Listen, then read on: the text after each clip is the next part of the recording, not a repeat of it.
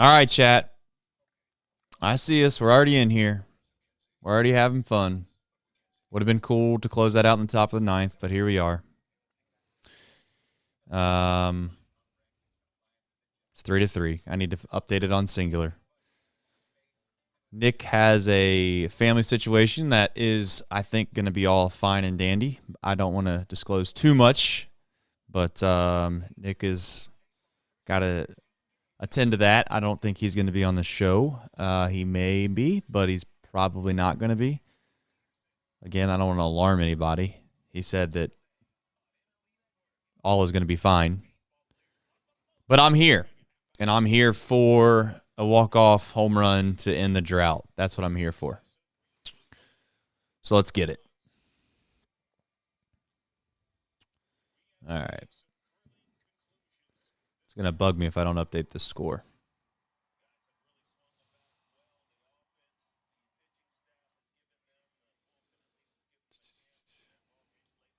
Here we go. I'm also probably behind you, behind the chat. I don't know how much I'm behind the chat, but I'm definitely behind it.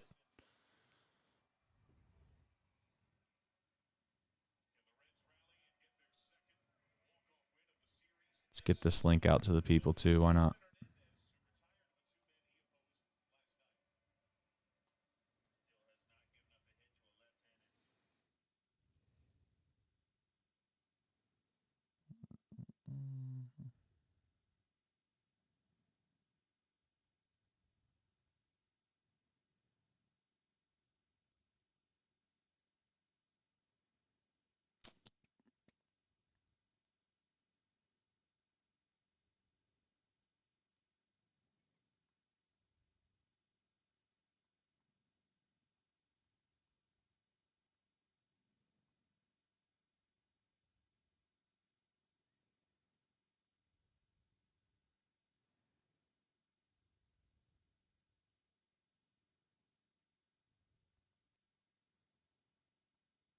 It's going to be really anticlimactic if I miss this walk-off just because I'm trying to get all this stuff out on the internet.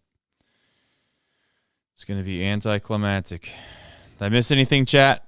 No? I know David Bell's not going to be... There's going to be some people that are not big fans of David.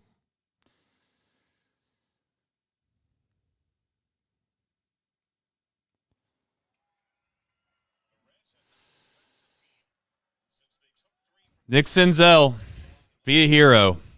Be a hero, Nick. Also, what about the old MLB game day app right here? Just deciding it's never going to it's never going to go away. What a shame.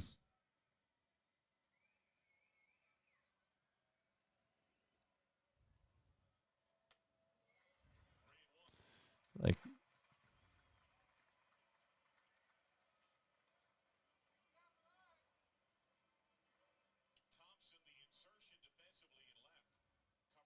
it's crazy. I think it's just MLB just can't update their game day app.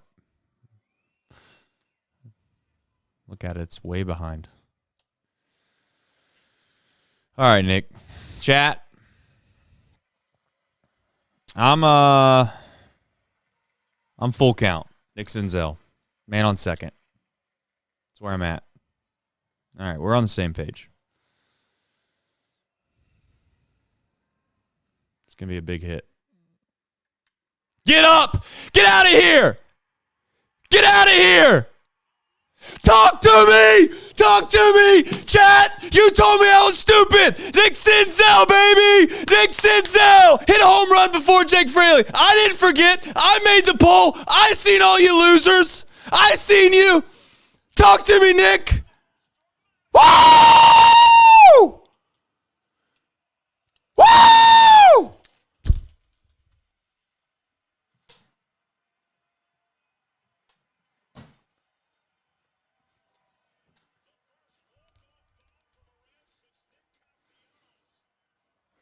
Sign him up. How many more years is he eligible? Wins arbitration. We already passed it. Extend him now. Good for Nick. Good for Nick. If Nick stays healthy, guys, I'm telling you, he could play a little bit. There's a reason that he might have just been a highly touted prospect. Now, I get it. You know, your best ability is availability. I've said that from time to time. Write that on the notepad. Your best ability is availability. He's not been available a whole lot. But Nick Senzel is playing good baseball right now. And you know who else is playing good baseball? Henry Ramos and the Cincinnati Reds. We're going to get into all that in about 25 to 35 seconds.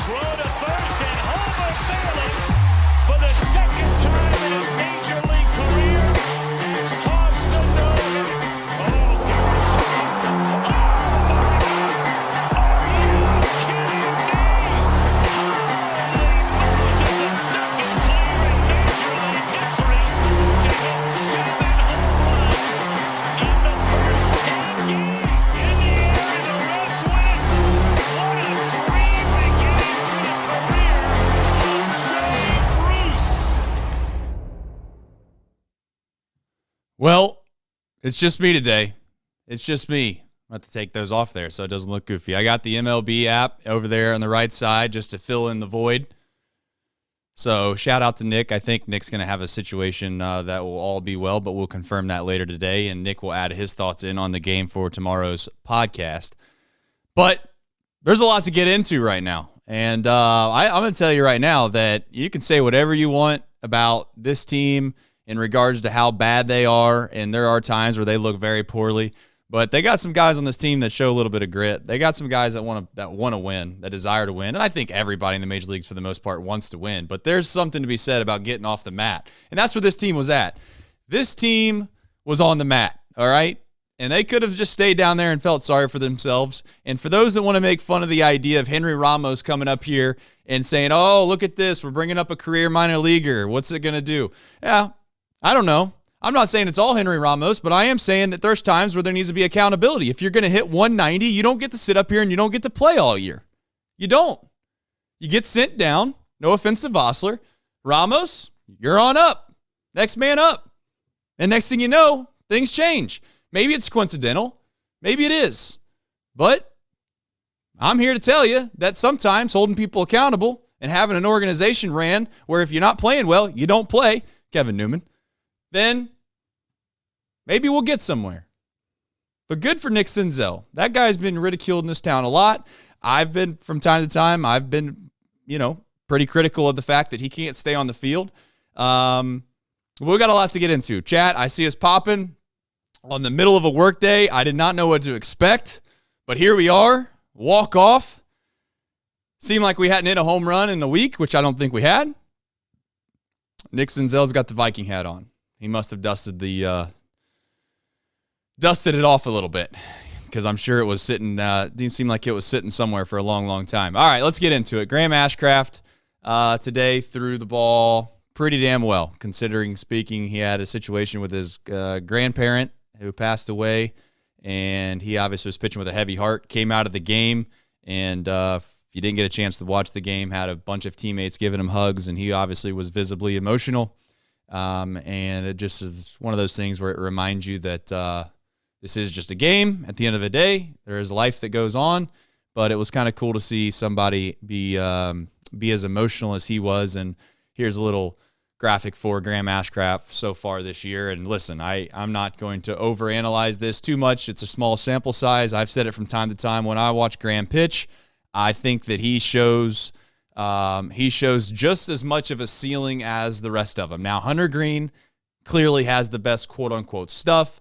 Lodolo is a guy that has incredible pitchability, and I think Lodolo has good stuff as well. He's unique in regards to the fact that not only is he left-handed, but just his arm slot is very unique.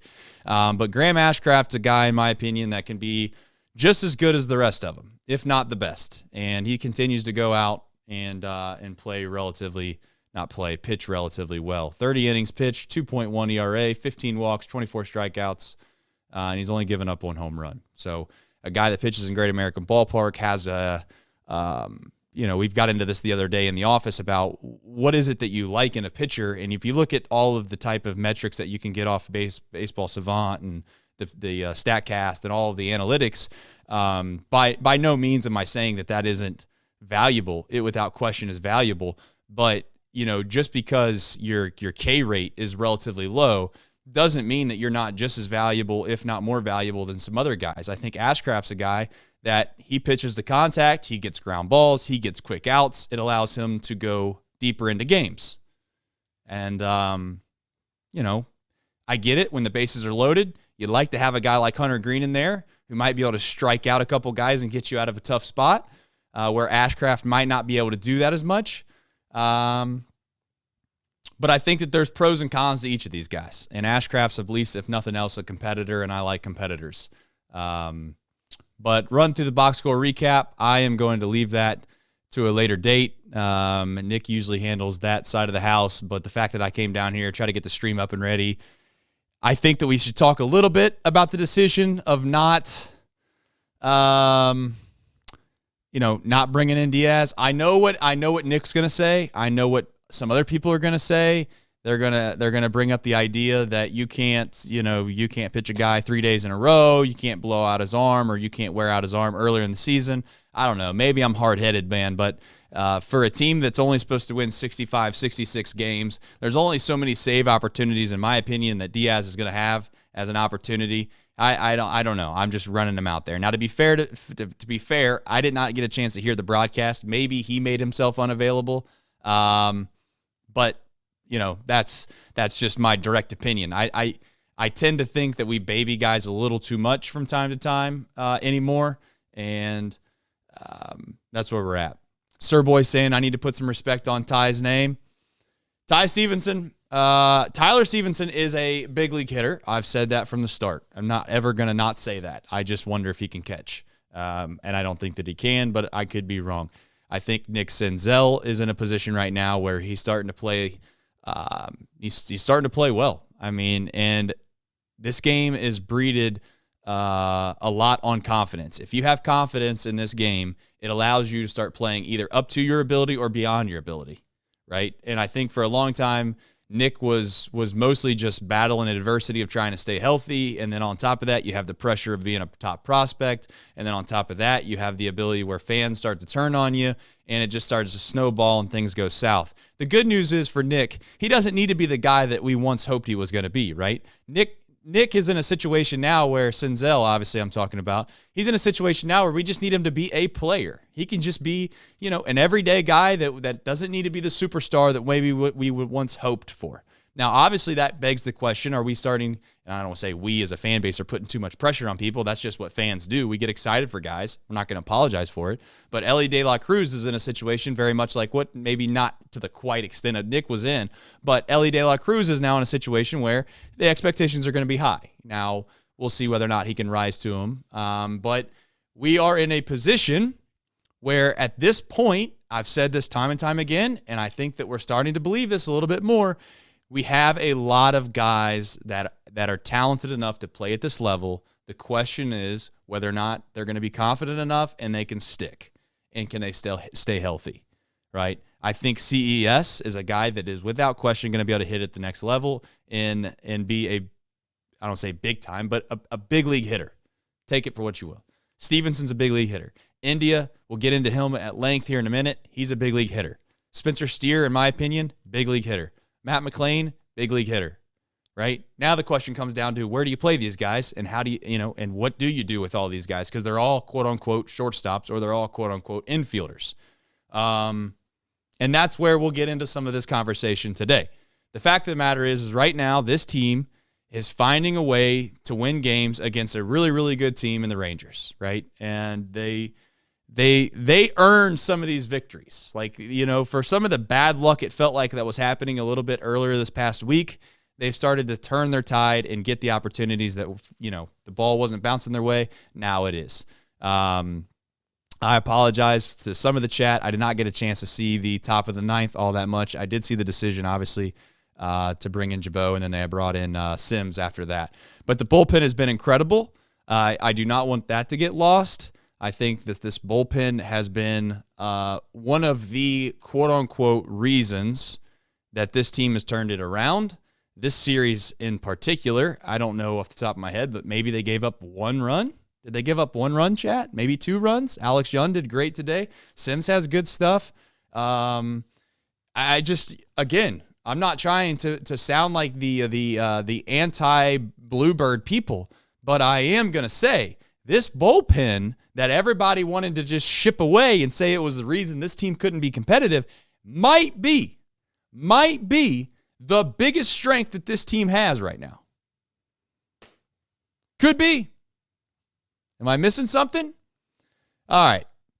Let's run through some of these comments before I get into something that I want to talk about at length with you guys, which is the situation that is McLean. You bring him up. What do you do with him? Where do you move India? What is this whole maybe backstory with the fact that McLean's been playing second base every single day down in Louisville, and obviously India is playing really well. Do you move him? What do we do? Steer moved over to first base today. What does that look like? I do want to spend a quick second and give Henry Ramos some flowers, as I did at the beginning of the show.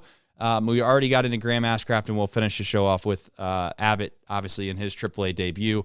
Threw the ball relatively well. How quickly will it take until he needs to come up? We'll get into all of that.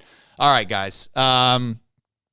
If there's anything that you want to talk about, pop it in the chat. I can't believe that I just witnessed that. Good for Nick, man. I mean, really, genuinely good for Nick Senzel.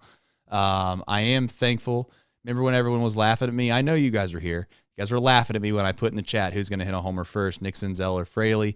That's what I'm saying about analytics sometimes, guys. And I'm not anti-analytics. And I know I can't just do this because Nick's not here. He's obviously very much in line with all that. But when I come to making decisions on a baseball game, and you're David Bell, you got to have feel for the situation. Nick Senzel's been hitting balls hard. He looks good at the plate. He looks balanced. He's laying off pitches. The quickest way to find out if a guy is actually probably going to be relatively successful at the plate in a given game is watch their takes. Look at the balls that they're taking. It's not so much their swings, but it's the pitches that they take. Nick Senzel's laying off pitches that are this far off the zone, right? And Spencer Steer's doing the same way, although this umpire today kind of gave Spencer Steer a raw deal and Friedel. So I'd like to see what that guy's ump card looks like. But I think you got to have a little bit of feel when it comes to some of these guys are just playing better than what the back of their baseball card says. And some guys play worse than what the back of the back of their baseball card says. It's just in short increments, you have to feel it. And right now, I'm telling you, Nick Senzel is playing above whatever his baseball card says. He's playing better than that right now, and we should ride that wave. And again, I'm not suggesting that it won't run out, but similar to Vossler, you get hot, you play him until it wears off, and then you get him out. Right? Jose Barrero, I don't know why he's not playing. I'm not trying to be negative on the show after a big win. But I'm just asking the question. We're trying to figure out what some of these guys have, and we're running out, Newman. And it sounds like I'm a Newman hater, and I guess I am. But I'm not a Newman hater because I don't like Newman. It's because we're taking away the opportunities that exist for someone else, and we need to figure out what the hell that looks like. And Kevin Newman's not that guy. All right. Henry Ramos, really quickly. I'm going to try my best. I can't keep up with the graphics and do these rants and talk at the same time, so you're going to have to bear with me a little bit, chat. Let's see here. Boom, boom, boom. What do you think about that? There we go. All right, so Henry Ramos, there's something to be said about just the emotion he brings. Yes, his production on the field is very, very, very nice. We should all appreciate that. But I just continue to say that Henry Ramos brought some kind of spark, and make fun of that all you will, right? Like, make fun of the idea that you throw bats in the clubhouse or you throw a chair in the clubhouse. I get that theoretically that shouldn't make a damn bit of difference. I understand why you would kind of laugh or scoff at the idea of thinking that showing emotion or getting fired up would elicit a better outcome. Like, obviously, trying harder doesn't always win. I'm understanding of that. But as I've said time and time again sometimes, why is it that Graham Ashcraft feels like there's times where you trust him more, you believe in him more? I would argue it's not because of his stuff. It's not because of the quote-unquote pitcher he is. It's because of the attitude that he has and the persona and the appearance he puts off. I'd rather have that. Maybe it's just me. And I'm not saying that you should scream and yell all the time because that becomes overbearing. It wears itself out. But as I've said before, there needs to be somebody that, whether it's verbally or whether it's just proving it on the field, has to be a leader, and they have to step up. There was supposedly I don't know if it was a player-led meeting, but there was supposedly a meeting the other day. They had a discussion about the idea of everybody needs to relax, stop putting pressure on yourself. The guy behind you is going to make the play. The guy behind you is going to get the big hit, and just go do your part. Don't feel like you have to do it all on your own. And as I've said before, whether that was a player or maybe it was David Bell, I'll give him some credit. Those are the things that you have to do to try to turn the ship. And sometimes you need good players. But this team, in my opinion, I don't think they have bad players. I do think they have holes of what I would call consistent big league performances. But again, Henry Ramos provided a spark, and he should be credited for it. All right, let's get into something I think we should probably have a relatively reasonable discussion about. And it doesn't mean that we're not pitting people up against each other when we do this, okay? I'm tired of this whole idea of one person supports this person, so then they get mad at the other person who supports this person. That's not what this is about. But I think it's reasonable to have a discussion as to if McLean's going to come up, what does that look like? And what is reasonable? And I've said this from time and time again. If the future for Matt McLean is to play second base at the big league level, then he needs to play second base at the minor league level. And he needs to stay there and play and play and play and play. So if we get to that point, when he comes up, we have to have hard conversations. And whether we like it or not as a fan base, and let me tell you, I'll be the first person to tell you that Jonathan India is a leader on this team. Jonathan India is arguably the best hitter we have on this team. So I'm not a hater. I love Jonathan India. And in fact, if we can extend Jonathan India for a reasonable amount of money, and he's willing as a captain on this team to move positions when it's very clear to me he's a defensive liability. And when I say defensive liability, it doesn't mean that he doesn't try. It doesn't mean that he doesn't have the capability of being maybe average, maybe just below average. It doesn't mean that he's not trying to become a better infielder. I think he cares. I think he cares a lot. But sometimes it's not in the cards. As I said before, some guys' ability, just no matter how hard they try, it's not in the cards for them to be as good as the next guy. Now, there's two things at play here, right? One is, does Jonathan India want to be a Cincinnati Red at heart, and will the Reds compensate him in a fair manner, and does he want to stay? That's number one. And we aren't privy to knowing that. That's the hard part when you have these hypothetical conversations.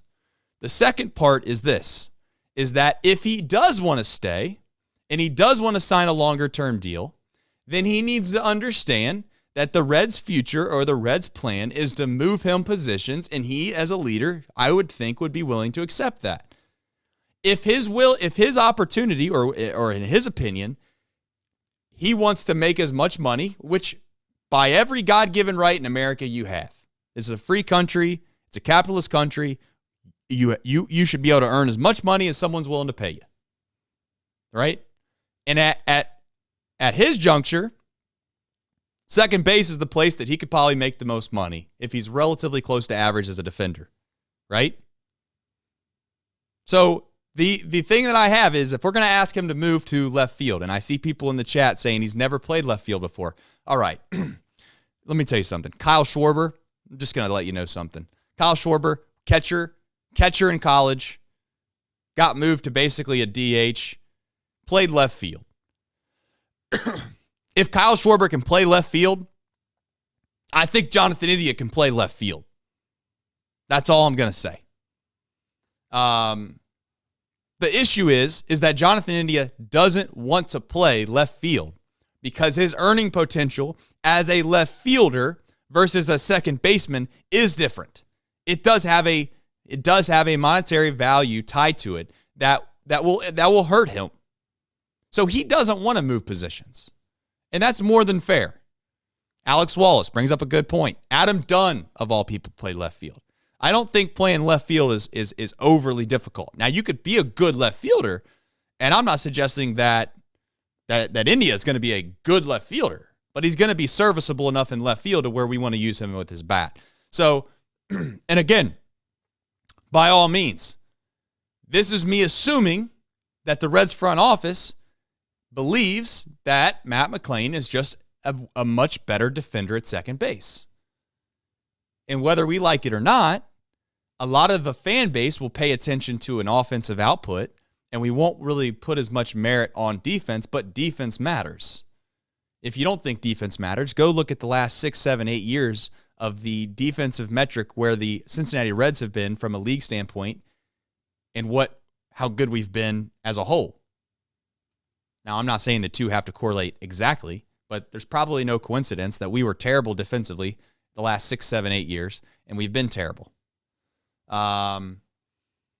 So that brings up this point. Spencer Steer, as I've said yesterday's show, just based off the eye test, the actions that I watch him play with, he can be a above average fielder, if not the best fielder at whatever given position we decide to play him outside of shortstop and second base. I think he could be the best defensive first baseman or the best defensive third baseman in the entire league.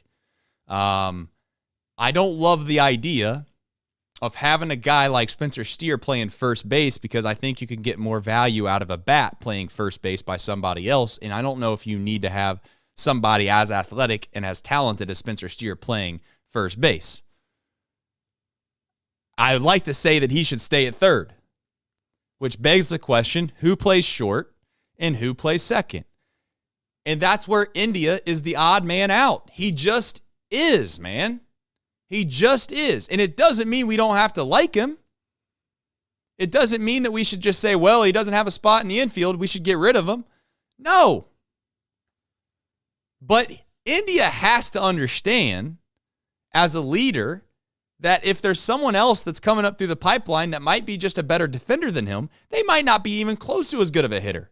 But it doesn't matter. If we have a hole out in left field and he can fill it and he can keep his bat in the lineup and we can then insert Matt McLain at second base, right now, is this team better or worse? That's the question I have for you. If TJ Friedel moves to center field and India moves to left field right now, and you have a guy like Barrero, who plays shortstop for the time being, Spencer Steer plays third, Matt McLain plays second, is this team better or worse? It's better, and it's going to be better. And I also tend to agree with Steve here in the chat. You bounce guys around a bunch, it affects their bat. Eugenio Suarez was given proof of that. You ask Eugenio to go from third base to shortstop, and shortstop's the most demanding position on the baseball field, in my opinion. Maybe catcher.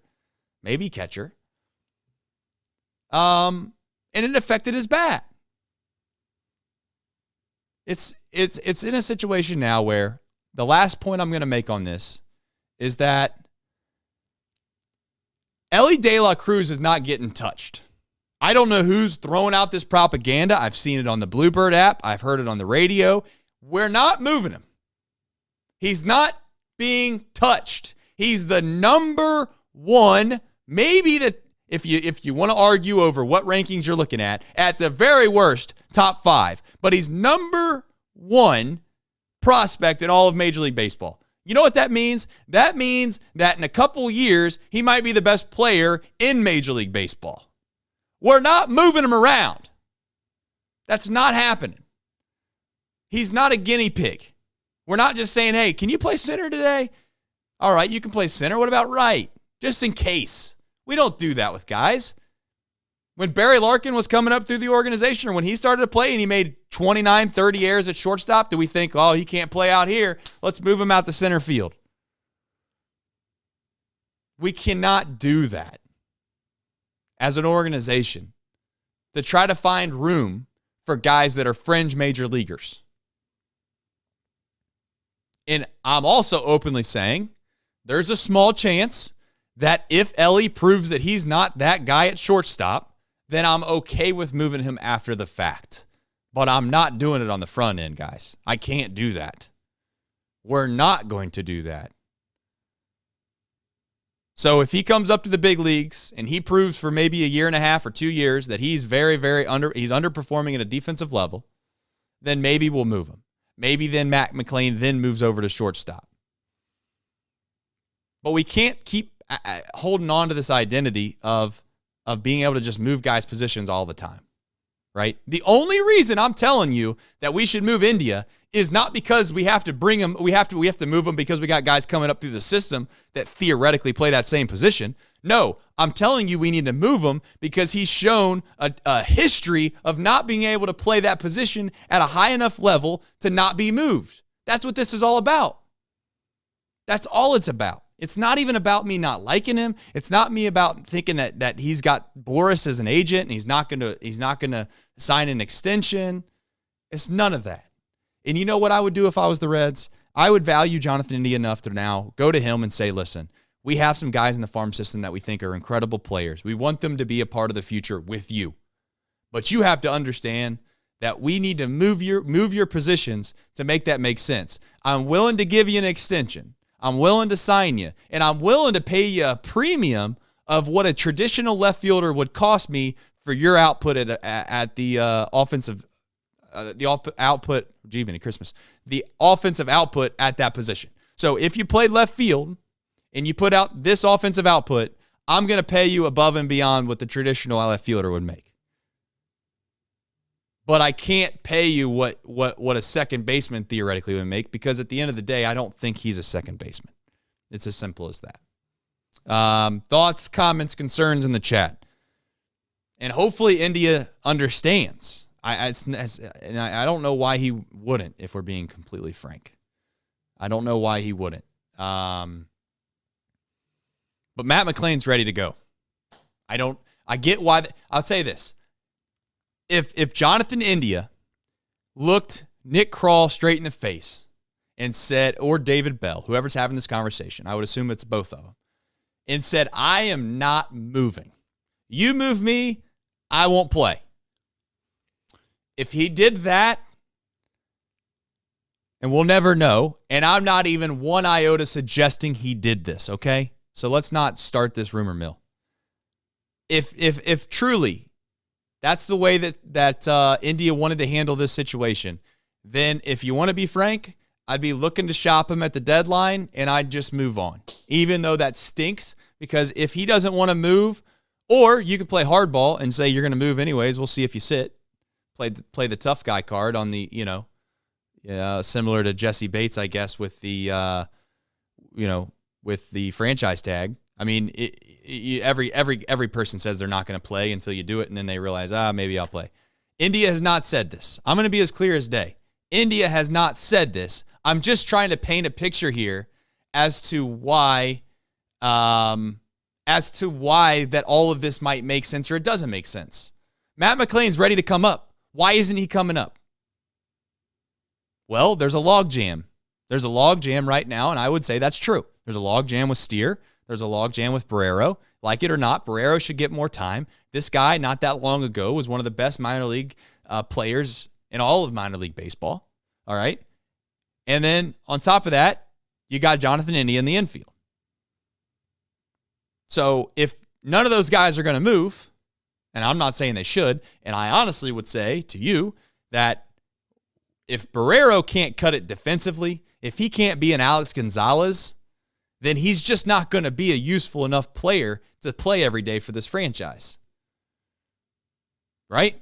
So unless Barrero proves that he is you're not going to move Barrero to the outfield. Where are you going to move Barrero to? That's my argument. TJ Friedel can play center field. Friedel's a much better hitter. Much better outfielder because he plays outfield. You move Barrero to the outfield, and in my opinion, you take away his best attribute. Now, I know he hasn't shown it yet, but his best attribute is what he's going to be able to do defensively. So I'm not moving. I'll tell you this right now. I'm not moving Barrero to the outfield to try to make room for McLean when I got Jonathan India playing second base. That's all. It's as simple as that. I'm not a Jonathan India hater. I'm not suggesting we should trade him automatically, but I am suggesting if he doesn't want to move positions, and he's verbally said this out loud, then I would have a hard conversation and say, listen, if you're not going to move positions, then we're going to have to figure something out. And I'll let you figure out what I mean by that. They're going to have to move him. I'm not saying at this deadline, but at some point, because if you're not going to sign an extension and you're not going to move positions, then there's too many guys in the pike right now. And Jonathan India is one of the best players we have on this damn team, which would make it a damn, one more damn shame if he didn't want to move positions. All right. I'm done talking about that. I think I spent plenty of time talking about it. Again, as a reminder, the Reds win. Walk-off home run by Nick Senzel. Let's get into the chat. How are we doing, chat? I'm trying my best here. Solo dolo, as they say. Why can't McLean play short and keep Indy at second? All right. I think I just addressed that. But if I didn't address it, I'll do it now. The reason that you don't move McLean to shortstop is because there's a guy named Elly De La Cruz. And that is your shortstop of the future if everything goes well. So I'm not just going to bring up McLean now while he's already playing second base at a lower level when I have a team that's supposed to win 65 games already this year. And I'm not suggesting that we don't want to compete, but I am going to say I'd rather have my quote-unquote franchise middle infield playing together every single day at AAA than to move one of those guys up just so we don't either hurt someone's feelings or we can quote-unquote make a fan base happy. Right? So what I am saying now is if he is Major League ready, then let's bring him up to the position that we expect him to play when we have meaningful baseball in a year, 2 years from now. And you know what that position is, clear as day to me? Second base. Unless Elly De La Cruz falls off planet Earth, he is the shortstop. Jose Barrero turns into a Kevin Newman. He can be an Alex Gonzalez kind of guy. He's somebody that can come in and play defense towards the end of the games.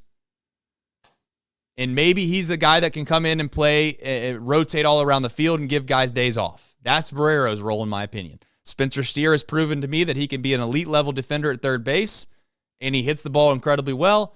And the next thing you know, Christian Encarnacion Strand just might be able to play first base at a major league level. I don't want to mess all that up just because one guy doesn't want to move. I'm sorry. Even if he's even if he's one of the best players we have on our team, that's not how it works. All right. Let's see what we got here. So this McLean is such a great player that he can only play second base. Not what I'm saying, just to be clear. I think he could play shortstop right now. I guess the question is why would you want to play shortstop when the games matter the most, you're going to play second base? Right? I mean, it's hard to compare other sports, but just, I mean, do you want your point guard of the future to play 2 years as a shooting guard and then all of a sudden when it matters the most, be like, oh, you're back to being a point guard again?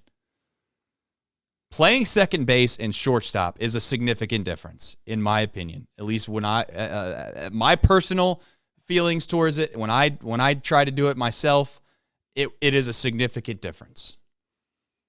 Not everybody can just move all over the field and get comfortable and play relatively well. Who's Your Daddy brings up a good point. If you do package Indy and Vosler together, you probably could get, in my opinion, Ohtani and Trout at the same time. I think if you could just do a straight-up swap with the Angels. All right. Any other questions? Comments, concerns? I'm open to people being upset at what I'm trying to say right now.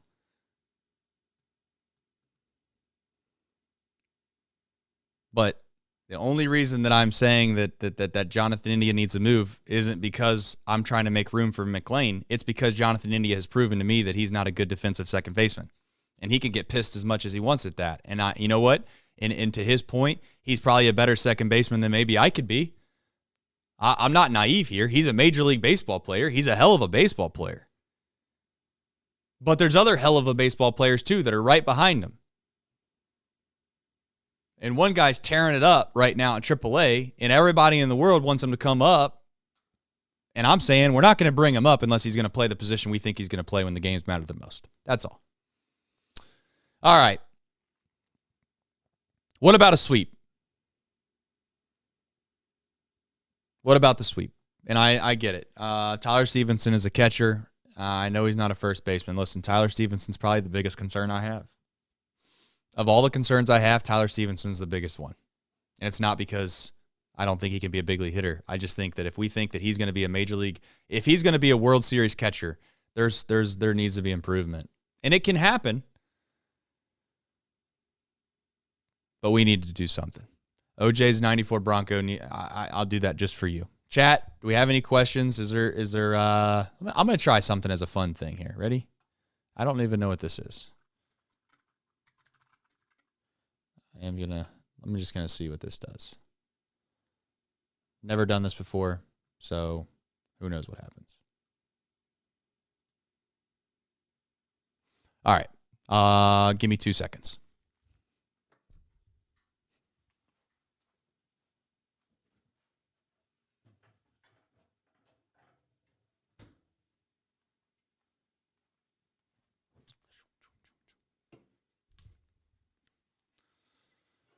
This is for the chat. This is just because I'm superstitious, by the way. That's the only reason why. That's all it was. Just superstition. All right. This is fun. Yeah, you like the hoodie? Don't know which way to go. Here we go. Buc-ee's. Buc-ee's. Nick's going to have to cut all of this out. Nick, you can cut all of this out for the podcast. So I apologize in advance. But let's have some fun, chat. Any other questions, comments, concerns that we have over all of the things that we have? The Reds are playing better baseball. It's actually somewhat enjoyable to watch, right? Even if they lost tonight, or not tonight, today, it would have been disappointing. And can the chat tell me if they had heard anything or if there's a reason as to why Diaz didn't throw? I'm assuming it's because he threw 2 days in a row. Is that where we're at right now? Is that genuinely what it is? Oh, now we're asking me to chug. I don't know. I'll tell you what. I'll tell you what. We win another series. Not even have to sweep. We win another series. Maybe that's what I'll do. I will shotgun or something like that for sweeps. Not this one though. I've already opened it. I know this sounds goofy. I don't buy jerseys, Evan. That's the sad thing. I'm not saying I am above jerseys. I don't know. I don't really buy jerseys. Don't like them. I do like those T-shirt jerseys, though. If I could get a T-shirt jersey. Did those go away, by the way? When did they stop making T-shirt jerseys? Because I just don't like the idea of having to wear a jersey. It feels like too much sometimes. But I do like a T-shirt jersey. So I will not be buying a Matt McLain jersey, no.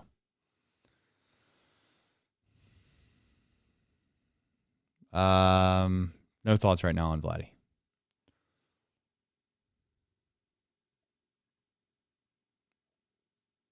Yeah, they got rid of jerseys. I don't know why. I like jerseys. Is that what they're called, I guess? Obviously, I found that out in real time. The shirt jersey. Jersey. Makes perfect sense. Reds team shop. I need to go to the Reds team shop. I'll get me a jersey. If I had to buy a jersey right now of anyone on the team, I am buying Spencer Steer.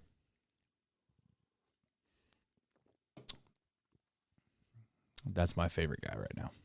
It can change in a week, though. I'm very easily influenced. Let's see here. This question thing doesn't really work, does it? All right, chat. We have anything left that we want to get into? Otherwise, I got something for us. You know what it is. There's only one thing left to do. And that is tell you about tomorrow's starters. See if I can figure that out.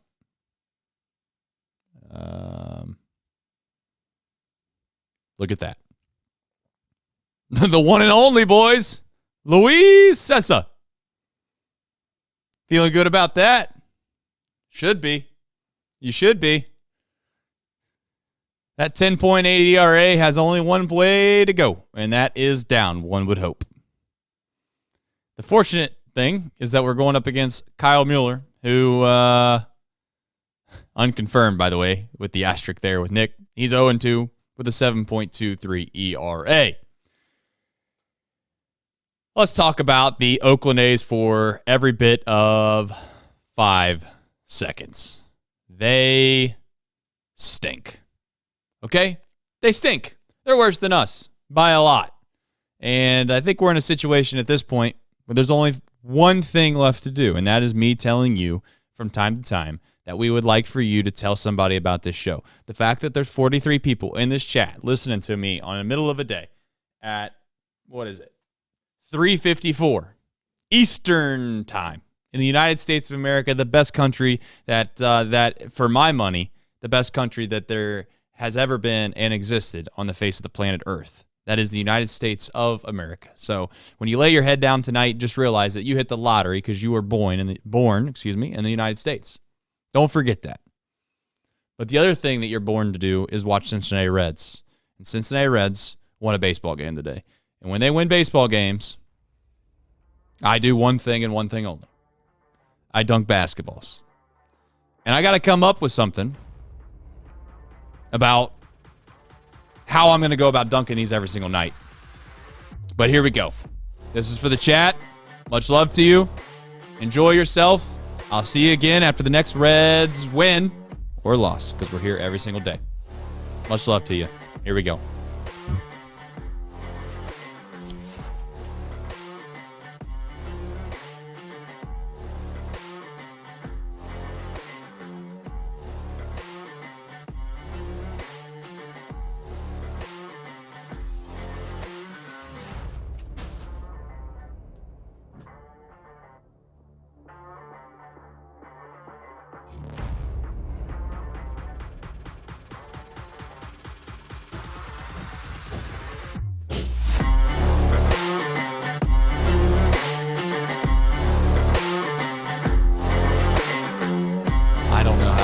That to go, but it didn't go the way I expected it. Take care. Much love. Enjoy your day, everybody.